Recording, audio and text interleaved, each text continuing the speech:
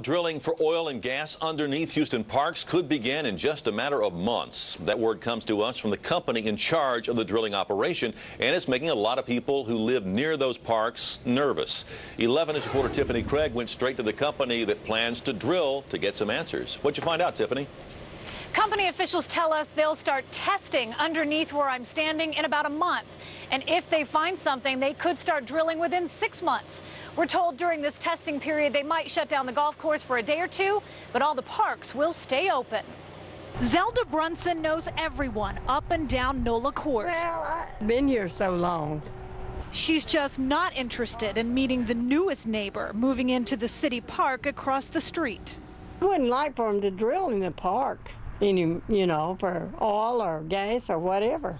You see, Herman Brown is one of 3 parks in Northeast Houston that'll be explored for oil and gas. The park is to be left alone. Warren Dalton co-owns Southern Star Exploration and assures us you won't see rigs next to playgrounds. They would actually build off the property with a line deep underground and then into the park. That's one of our main goals out here, to let people know that we will not be in the park. We're going to be drilling outside the park. Dalton tells us it would take only 2 to 3 weeks of actual drilling time. They would have traffic control on the site, and pollution will be limited. You'll have some noise, but air quality is not one of them. I don't see how drilling an oil and gas well creates any more emissions than say, a car would over the course of a year.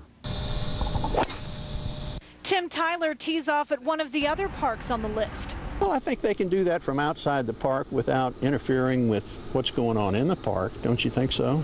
But there's no convincing Zelda Brunson.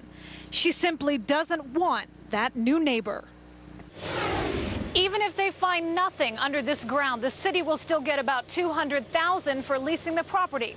Now, if Southern Star does strike it rich, the Parks Department will get 25% of the royalties. Reporting live in Northeast Houston, Tiffany Craig, 11 News.